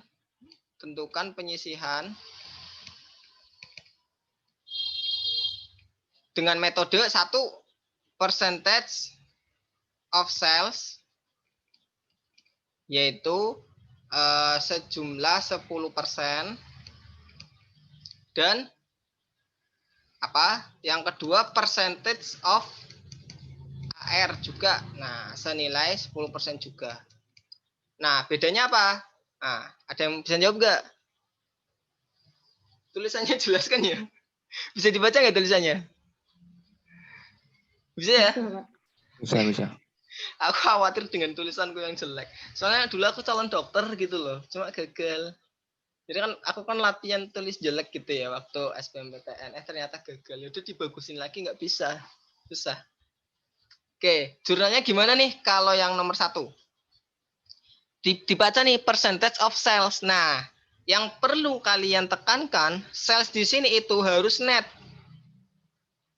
harus net sales. Jadi 10% dikalikan dengan apa? Dikalikan dengan ini nih, 3 sales dikurangi sales diskon, dikurangi sales return, kan ketemu net sales. Nah, net sales-nya berapa berarti? Nah, berapa net sales-nya? 450. Nah, net sales 450. Berarti kamu kalikan dengan 450. Jangan kamu kalikan dengan 500. Gitu ya. Kalau ada tulisan percentage of sales. Nah, sales di sini berarti net, harus net. Nah, gitu ya. Berarti jurnalnya gimana? Jurnalnya bad debt expense pada AFDA. Berapa perhitungannya? Ya kita tulis 10% dikalikan 450.000. Gini ya. Ketemu 45.000. Nah, sampai sini dan tanyakan gampang ya. Ini masih tahun awal misalkan gitu ya. Belum ada saldo AFDA sebelumnya. Nanti soal ilustrasi selanjutnya beda lagi. Nah, kemudian yang nomor 2, percentage of AR. Berarti kamu kalikan persentasenya dengan akun receivable. Yang ini. Ya, berarti langsung aja bad debt expense pada AFDA. Berapa nominalnya? 10% dikalikan 400.000. Nah, gini ya. Ketemu berapa? 40.000. Oke, sampai sini ada yang tanyakan? Yang tanyakan nggak? Nggak ada ya? Nah, mungkin yang rada ribet itu nanti di sini. Semisal soalnya aku ubah gitu ya. Bukan di warna deh. Warna, bukan di warna malah ini. Warna biru. Nah, semisal ini tahun 2020 kan ya. Nah, tahun depan misalkan 2021. Nah, dari tahun depan nih, tahun depan. Tahun depan salesnya misalkan sama ya. 500, 220.000, sales return-nya sama. AR-nya juga sama. Jangan deh, AR-nya diubah. AR-nya diubah menjadi 500.000 misalkan. AR-nya 500.000. Ini tahun berikutnya ya. Aku hapus aja deh. Nah, ini tahun berikutnya aku ubah. Nah, nanti tak bikinin soal di yang udah jadi ya. Filenya kehapus. Bukan kehapus, nggak ke-save. 500.000. Nah, gini ya. Kemudian salesnya aku bikin lagi deh. Misalkan sales untuk tahun depan 700.000. Gini ya. Terus sales diskonnya 50.000. Terus untuk sales return-nya misalkan banyak nih. Misalkan 150.000. Nah, coba soalnya sama. Disuruh menentukan penyisian dengan sales, percentage sales 10% dan percentage AR 10%. Nah, ada tambahan nih. AR-nya 500.000, kemudian ada tambahan AFDA-nya, saldo AFDA saat 31 Desember 2021 gitu ya. Itu sejumlah berarti ini ya 40.000 misalkan. Nah ini 40.000. Nah, jadi ini soal yang baru tahun depan gitu ya. Sekarang gimana cara ngerjain nomor 1? Kita nyari dulu net sales-nya berapa. Net sales-nya berapa? 700.000 kurangi 200. 500. Net sales-nya ketemu 500.000. Berarti jurnalnya gimana? Bad debt expense pada AFDA.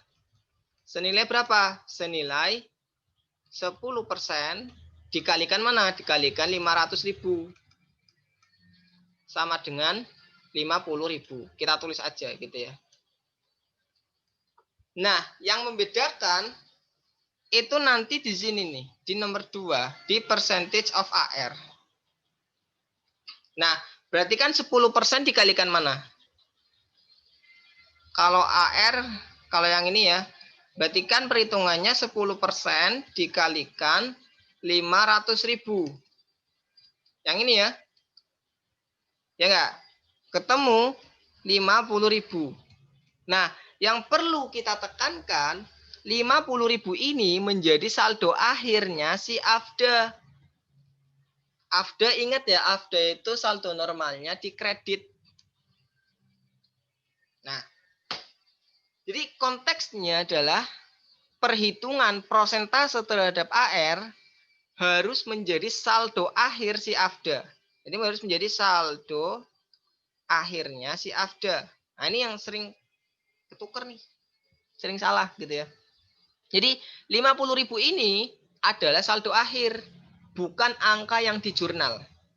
Nah, sekarang kita lihat AFDA-nya berapa? Awalnya adalah 40.000. Sekarang harus menjadi 50.000 saldo akhirnya. Berarti berapa yang di jurnal? Berarti BDE pada AFDA senilai berapa? Senilai 10.000. Oke, sampai sini ada yang tanyakan? Kak, berarti yang sales itu dia langsung dikaliin, tapi kalau misalkan yang itu dia cari selisih ya, Kak? Bener, gitu ya. Jadi kalau sales, tembak aja langsung masukin angkanya. Asalkan kamu mengkalikannya benar dengan net sales. Bukan yang salesnya, bukan. Tapi yang net. Yang net ya, net. Ingat. Langsung tembak aja kamu masukkan ke jurnal. Tapi kalau kamu pakai metode percentage of AR ini, gitu ya, itu berarti gimana? Jangan langsung dimasukkan. Dilihat dulu ada saldo awal AFDA-nya atau enggak gitu ya. Nah, kalau ada ya berarti dicari selisihnya. Contohnya 40.000 gitu ya saldonya.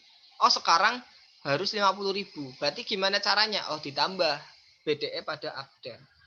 Gitu ya. Paham ya? Oke. Kak, mau tanya, Yo. kalau AFDA-nya saldo awalnya di debit gimana?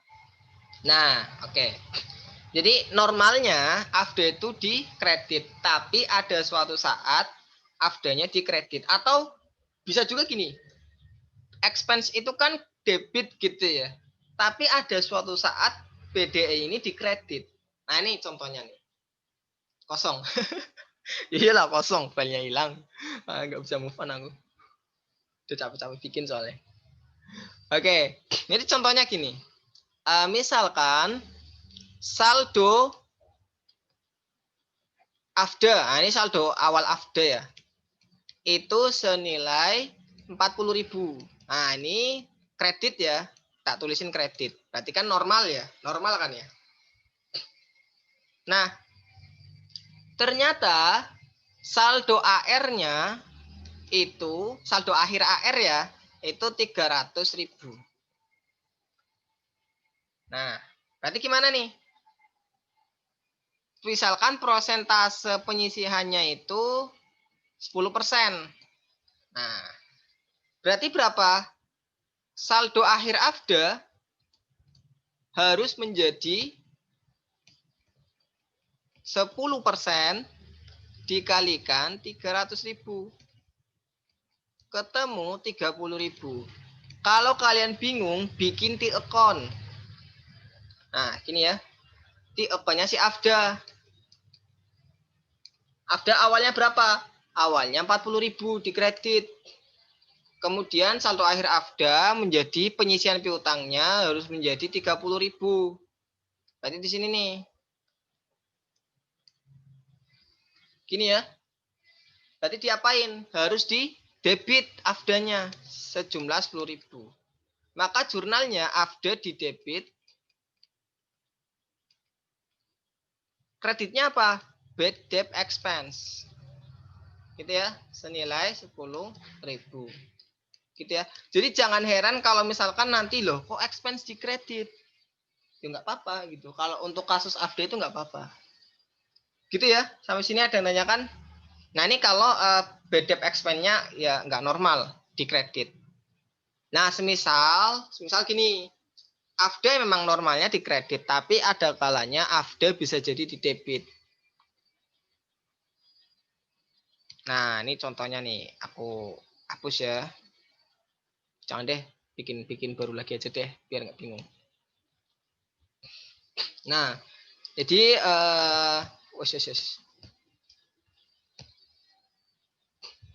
ini ya. Misalkan saldo AFDA tambah tipis. Pantes. Saldo AFDA ini ya. Ini debit ya, debit 40.000. Ini debit. Nah, kemudian AR-nya nih, AR-nya semisal 100.000. Nah, penyisiannya berapa? Penyisiannya misalkan 10%. Berarti saldo akhir AFDA harus 10% dikalikan 100.000. Ketemu 10.000. Gini ya. Nah, berarti kan kalau bingung bikin account AFDA. Awalnya berapa? 40.000 di debit. Saldo akhirnya harus apa? Harus, nah ini kan saldo akhir AFDA kan harus normal ya. Normalnya kan di kredit. Berarti kan 10.000 di kredit. Berarti diapain? Ya, berarti harus di kredit sejumlah 50.000. Ini ya. Berarti jurnalnya BDE pada AFDA senilai 50.000. Nah, itu ya. Sampai sini ada yang tanyakan?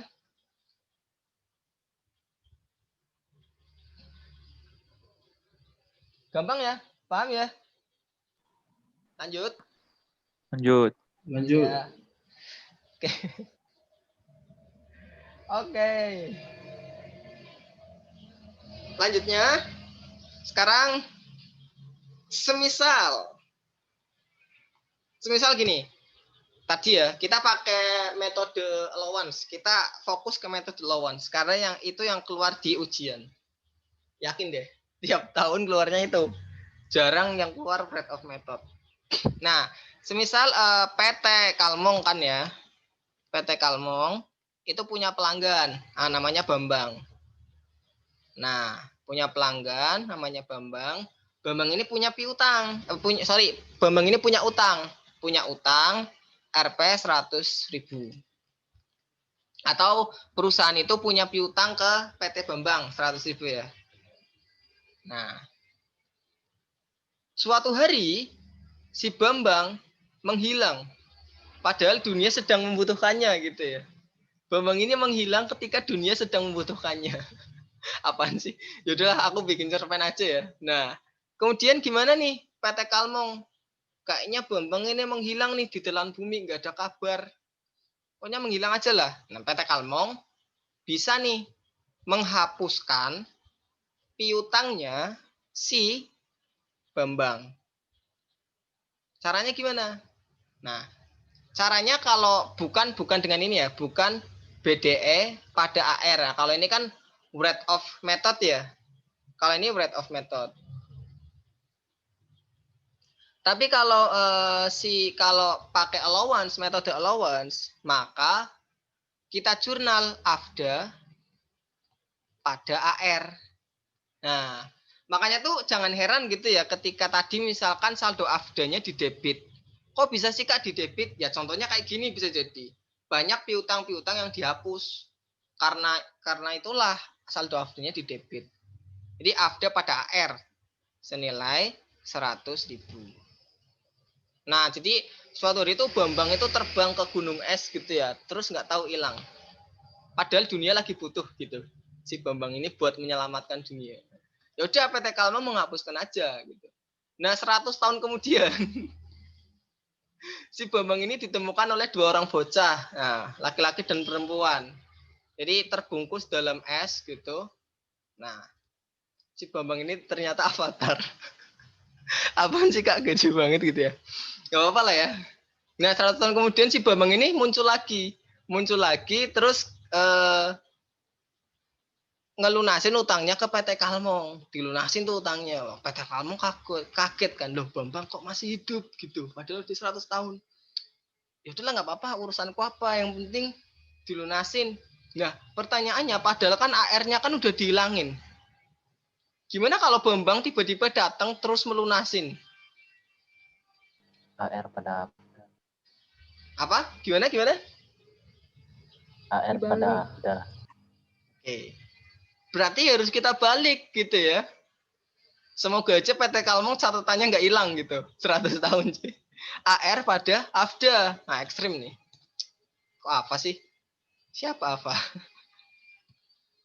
Aku lagi error kayaknya. Gara-gara kerjaanku hilang. AFDA. Nah, dibaliklah 100.000.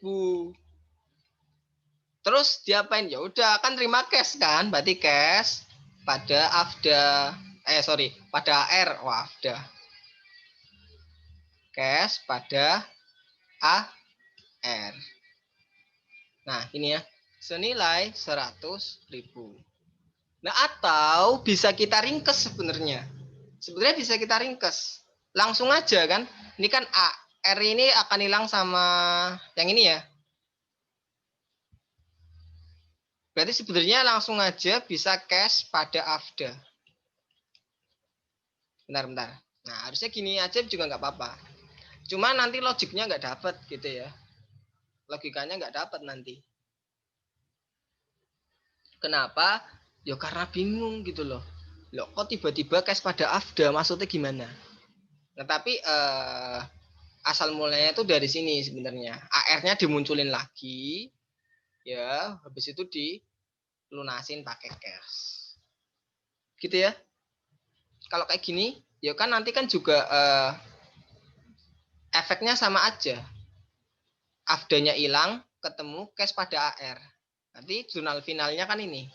Nanti ya. Ini kan nanti AR, AFDA sama AFDA kan saling mencoret tuh. Berarti kan jurnal finalnya cash pada AR. Nah, ini kan sama kan. AFDA AR, AR AFDA hilang, kosong kan efeknya. Ketemunya cash pada AR. Cuma kalau misal ngerjain pakai kayak gini, dimunculin dulu AR-nya, habis itu dilunasin. Jangan langsung cash pada AFDA. Soalnya ada tuh anak yang ngerjain cash pada AFDA. Ya mungkin benar gitu ya, tapi kok konsepnya gimana tuh? Paham nggak? Nah, dosen kan perlu tahu itu. Oke, sampai sini ada yang tanyakan?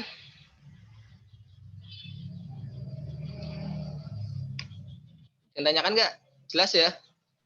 Pak, kalau misalnya Loh. yang write off tadi tiba-tiba dibayar gitu gimana?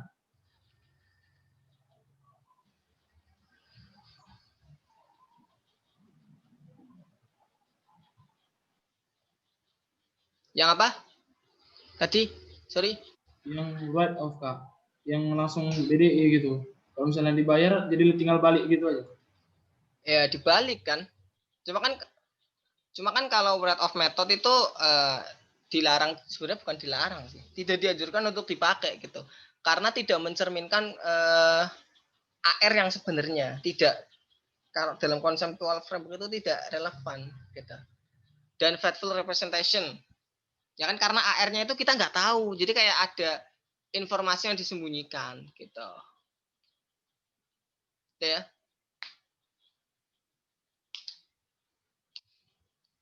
Gimana? Ada yang tanyakan lagi? Nanti minta tolong kalian baca modul yang udah jadi ya. Ini tak ulang lagi. Nanti ada contoh-contohnya itu. Aku mikir lagi kan. Oke. Kalau misalkan nggak ada yang tanyakan, aku mau menuju ke sini. Ke buku Biswan. Bahas yang penjualan piutang.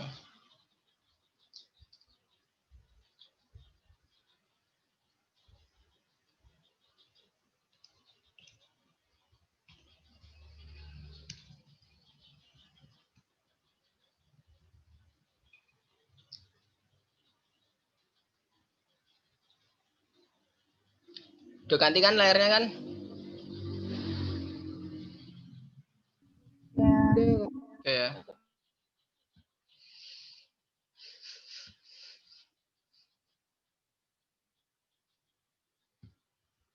Nah, tak perbesar. Nggak tahu ya, kalian baca ini nggak? Soalnya ada tanya jurnal gitu. Kan di sini ada. Ini jurnalnya. Kak, jurnal pelepasan ini gimana? Ada di buku sebenarnya. Aku tanya balik aja, menurutmu gimana? Gini Kak, yaudah berarti itu. Ada belum tentu benar atau salah. Oke, gitu ya. Jadi kalau nanya sama aku, usahakan kalian punya jawaban sendiri ya. Soalnya jujur aku rada sibuk kalau misalkan harus membaca soal gitu kan. Udah soalnya paragrafnya panjang, paragrafnya apa deket-deket gitu ya, bikin sakit mata. Ada tugas pula gitu. Usahakan kalau misalkan kalian PC, itu kalian udah nyiapin lah jawabannya. Kak, aku ada soal nih. Menurut aku gini, kira-kira gimana? Itu kan mending. Kak, aku kayak ngecek doang gitu. Nanti kalau salah, oh enggak, harusnya kayak gini gitu. Gitu ya. Jadi jangan kosong gitu. Harapannya kalian belajar dulu, nyari sumber dulu, nanti baru konfirmasi. Gitu. Itu ya. Soalnya jujur pusing kalau misalkan harus baca soal dari awal gitu. Kalau bisa kalian mencoba menjelaskan, Kak ada soal nih tentang ini soalnya kayak gini. Jadi menurut aku tuh jurnalnya kayak gini, kenapa soalnya kayak gini itu kan. Menurut Kak gimana, bener nggak? Bener deh, gitu. Padahal belum tak baca tapi udah bener aja yakin. Kadang tuh ada anak yang nggak yakin sama jawabannya sendiri. Kak, menurutku gini, kata temen gini, kata temen yang lain gini. Terus yang bener yang mana? Aku jadi kayak juri ajang bakat gitu ya. Aku harus mencari salah satu.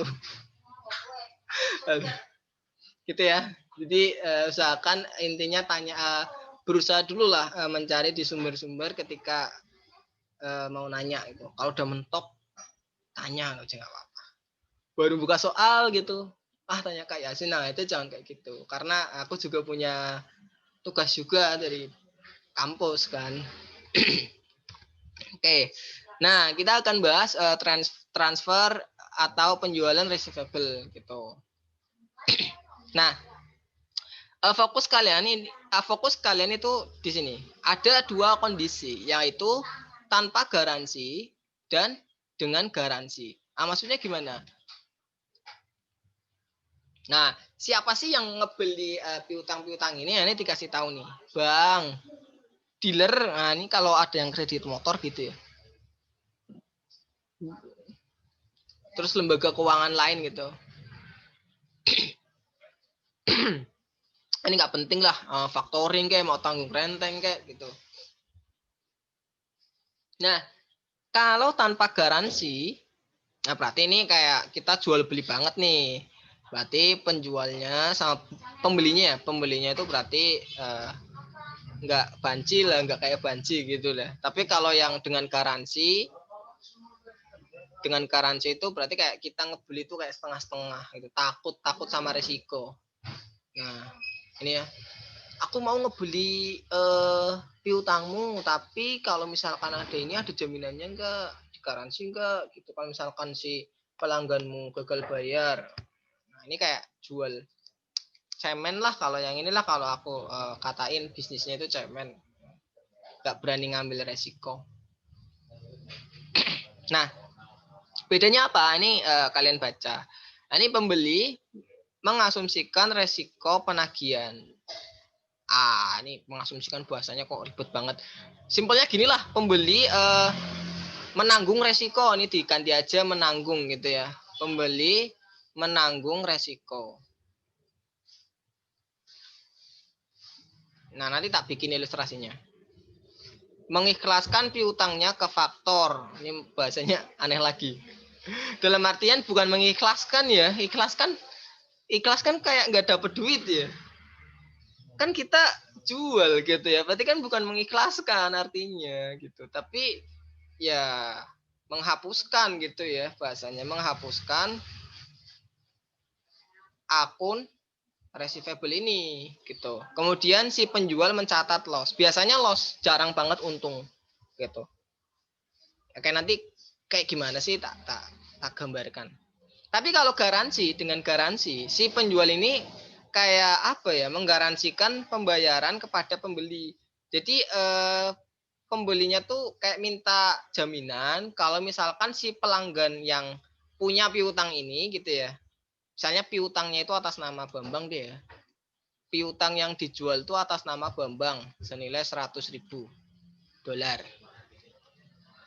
Nah, kalau tanpa garansi gitu ya, tanpa garansi ya udah piutang dijual lepas perusahaan.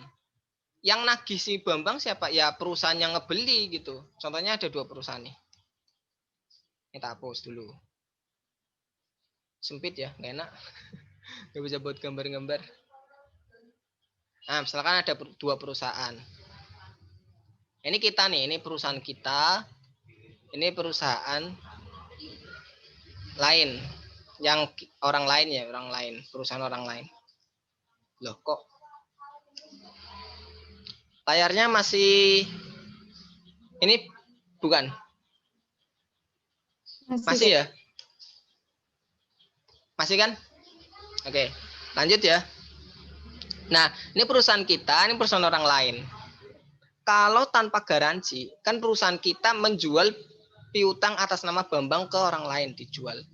Ya udah lepas, nggak ada tanggung jawab. Semisal Bambang ini kabur, Bambang ini nggak bisa bayar. Yang rugi siapa? Yang rugi orang lain ini. Gitu. Karena salah sendiri nggak bisa nagih. Gampangnya itu jual putus. Nah, jual putus. Habis jual ya udah nggak ada sangkut pautnya lagi. Jadi si orang lain semisal si Bambang ini ngilang nggak bisa bayar, kan rugi kan orang lain ini. Terus ngomel-ngomel ke perusahaan kita. Gimana nih pelanggan lu nih nggak bisa bayar? Ya nggak bisa juga, nggak bisa kayak gitu. Kenapa? Karena perjanjiannya adalah tanpa garansi. Tapi kalau dengan garansi, semisal si Bambang ini kabur gitu ya, kabur entah kemana nggak tahu, hilang artinya nggak bisa bayar 100.000 ini, si orang lain ini bisa nagih ke kita, dibalikin lagi gitu. Jadi yang melunasin kan tadinya si kita kan dapat duit kan, duit penjualan, tapi karena nggak bisa dilunasin sama si Bambang, ditagih lagi sama si orang lain ini. Gitu ya, paham ya? Maka konteksnya kalau jual garansi itu sebenarnya jual dengan garansi ya itu sebenarnya bukan ngejual, tapi kayak kita minjem sebenarnya, kayak kita minjem. Jadi violate sale gitu ya, gagal, bukan konteksnya bukan jual sebenarnya, tapi minjem. Makanya jurnalnya nanti tidak menghapus AR. Jadi AR-nya perusahaan itu masih ada gitu. Jurnalnya gimana nih jurnalnya nih? Oh ini ada gambarnya, enak banget ya. Nggak ada gambarnya. Ini tak ulang lagi ya. Ini perusahaan nih, perusahaan. Nah, perusahaan kan punya pelanggan. Nah, perusahaan ngapa ini? Perusahaan ngejual barang dan jasa. Nah, ke pelanggan. Pelanggan kan punya AR kan ya, punya AR. Nah, berarti perusahaan ini megang AR. AR-nya si pelanggan. Nah, suatu saat perusahaan butuh duit. Kalau butuh duit gimana? Kalau butuh duit ya bisa kita jual AR-nya. Kita jual ke yang namanya perusahaan factoring tadi. Ya dealer atau bank gitu ya. Bisa diantara itu. AR-nya dijual. Nah ini sale of akun receivable. Nah ini sell ya, dijual ke faktor. Nanti faktor ngasih apa? Ya ngasih duit ini ya. Cash from factoring akun receivable. Jadi dikasih tuh duitnya. Nah, nanti si customer ini bayar piutangnya bukan ke company, bukan ke kita, tapi ke perusahaan faktor. Gitu ya, ke perusahaan faktor. Oke, bayarnya ke sini. Kalau misalkan si faktor ini pengen nagih, ya nagihnya ke customer. Karena piutangnya atas nama si customer. Kalau misalkan jual putus gitu ya, yang tadi tanpa garansi, si customer ini lari gitu ya, nggak tahu kemana hilang. Ya udah berarti kerugiannya milik si faktor, ditanggung si faktor. Resiko kerugian ditanggung si faktor. Tapi kalau jual dengan garansi, kalau customernya lari, si faktor bisa nagih si company. Nah, konteksnya gitu ya. Nah, ini ada contoh soal nih. Jadi ilustrasikan bahwa Grace, nah Grace ini menjual piutang, nah, berarti penjualnya itu si Grace. Piutangnya itu 500.000 ke komersial faktor. Nah, ini ke perusahaan faktor ya. Nah, si faktor ini mensyaratkan finance charge ya, misalnya kayak upah lah ya. Upah namanya finance charge. Upah buat si perusahaan faktor. Nah, nanti upah ini berarti kaitannya dengan interest nanti, menjadi interest revenue buat si perusahaan faktor. Nah, atas piutang, nah 3% atas piutang dan menahan 5% dari piutang untuk aneka penyelesaian. Maksudnya gimana nih 5% nih? 5% ya katakanlah tadi ya, kayak yang tadi ya. Nah, ini kan without garansi. Contohnya yang kayak tadi, customernya lari. Ya udah nggak apa-apa lah, kita masih dapat 5%. 5%-nya siapa? 5%-nya si company. Jadi ada semacam jaminan lah ya, semacam jaminan. Jadi kapan jaminan ini dibalikin? Kalau utangnya semua udah dilunasin sama si customer. Itu. Ini memang ada agak ribet sih. Nah, ini jurnalnya. Jadi kan 500.000 piutangnya. Kalau jual putus kita langsung kredit AR-nya. Nah, ini penjual. Langsung kredit AR. Dikredit 500.000. Gitu ya.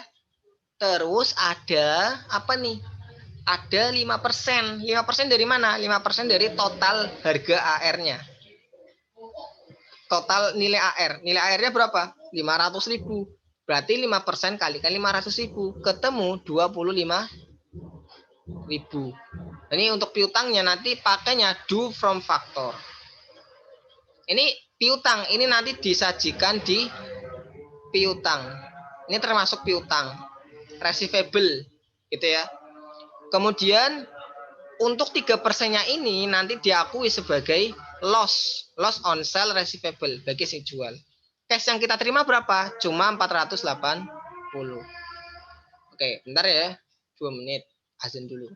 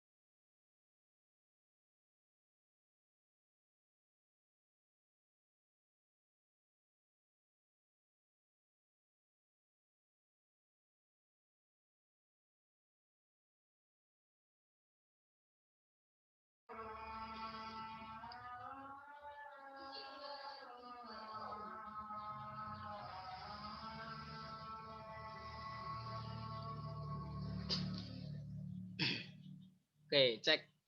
Tak ulang ya. Jadi tak ulang, tadi ada yang tanya, do from factor itu apa, Kak? Nah, do from factor itu gampangnya tuh kayak ini. Akun do from factor merupakan piutang bagi penjual sebagai antisipasi adanya diskon, retur, dan pencadangan piutang. Nah, maksudnya gini. Mungkin rada ribet ya kalau pakai bahasa buku ya. Jadi suatu saat nggak cuma customer lari atau kabur ya, tapi dalam konteks yang wajar gitu ya. Customer kan ngebeli barang misalkan 10 buah gitu ya. Ngebeli barang semisal 10 buah. Tapi suatu saat kan customer bisa ngebalikin barang atau sales return. Bahasanya itu sales return. Bentar. Nah, semisal ada sales return. Customer kalau ngebalikin barang kemana? Ke company kan? Ke company. Semisal nilai piutangnya tadinya 100.000.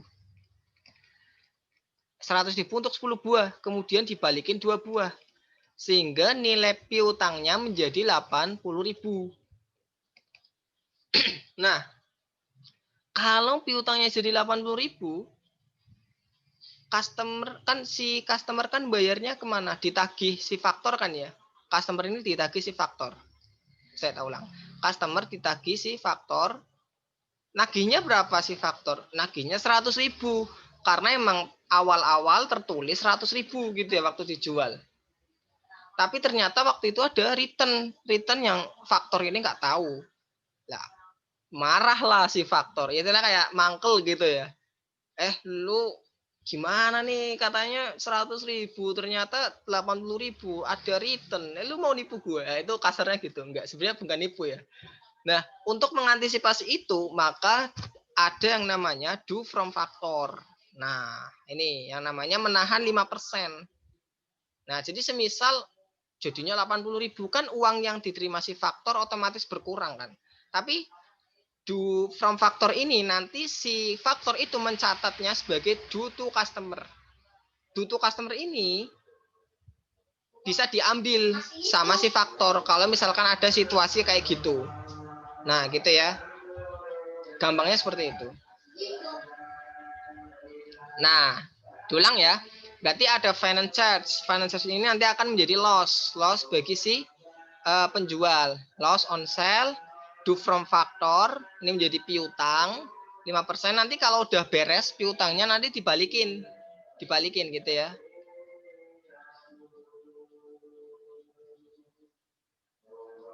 Balance dong. Nanti balance nggak sih? Ini balance nggak? Balance kan? 15 tambah 25 berapa? Loh, kok nggak balance?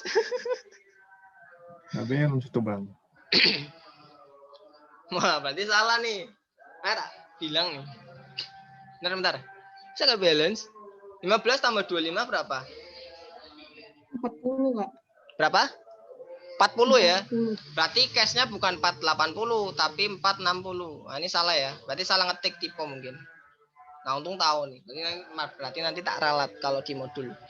Berarti cashnya 460 ya, bukan 480. Nah, ini bener nih, 460 ya. Nah, tipe doang ini berarti. Kan kayak berkebalikan. Si Grace nerima duit, si komersial faktor ngeluarin duit. Nah, ini kan ngeluarin duitnya 460 kan ya. Nah, di sini 480 berarti tipe ini. Tipe doang. Tipe ya, bukan berarti nggak balance. Nah, nanti si komersial faktor dapat AR. Nah, dimunculinlah si yang 5% ini due to customer. Ini kayak dua sisi yang berlainan doang. Nah, finance charge-nya nanti diakui sebagai revenue. Apa? Interest revenue. Ini kalau jual putus. Tapi kalau jual ada jaminan gimana? Kalau jual ada jaminan itu berarti konteksnya nggak ngejual, tapi kayak minjem. Makanya jurnalnya mirip-mirip ini. Jurnalnya mirip-mirip tapi bedanya di sini. Jadi diakui recourse liability, bukan mengkredit AR. Ini kan beda nih. Beda ya. Bedanya di sini. Ini juga 460 harusnya ya. Nah, itu ya. Bedanya di situ.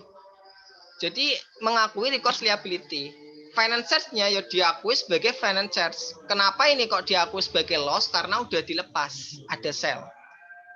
Jadi beda nama akun, beda substansi, beda makna, gitu ya. Kalau ini kan nggak ngejual, istilahnya itu kayak kita minjem gitu, minjem ya kayak minjem biasa, kayak ngutang biasa, liability gitu loh. Makanya pakai finance charge. Kalau kamu mau nyatet interest expense ya nggak apa-apa gitu, sama aja konteksnya. Tapi kalau dilepas berarti kan loss. Nah, gitu ya, sama. Nah, untuk komersial faktornya sama. Jurnalnya ini sama ini sama. Bedanya cuma si penjual. Bedanya di mana? Bedanya di ini nih, dua ini nih. Nah, jadi kalau dengan jaminan atau garansi gitu ya, dengan garansi berarti tidak diakui sebagai penghapusan AR, tapi diakui sebagai akun baru yang namanya recourse liability. Sampai sini ada yang tanyakan? Paham ya? Oke. Ada yang tanyakan nggak? Halo. Belum, Kak. Nggak ada. Oke, kalau nggak ada, kita cukupkan ya. Kita cukupkan sampai sini. Mohon maaf banget ya karena PPT-nya bener deh. Waktu belum ngajar tuh masih ada gitu loh. Kayak tadinya kayaknya error deh. Terus hilang belum ke save. Nggak apa-apa ya. Iya, Kak. Apa Mas? Nanti tak upload besok. Siap. Oke, yang bener. Padahal udah tak susun bagus gitu loh. Keren banget loh. Canda. Oke, kita akhiri dengan doa ya. Doa mulai.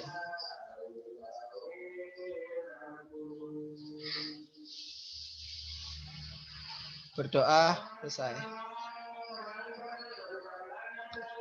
Oke, aku akhiri. Assalamualaikum warahmatullahi wabarakatuh. Selamat sore semuanya. Semangat ya. Waalaikumsalam. Ada Waalaikumsalam. buat mengisi liburan. Makasih, Kak. Thank you, Kak. Yuk. Makasih, Mas. Tidak. Terima kasih, Kak. Gimana cara live?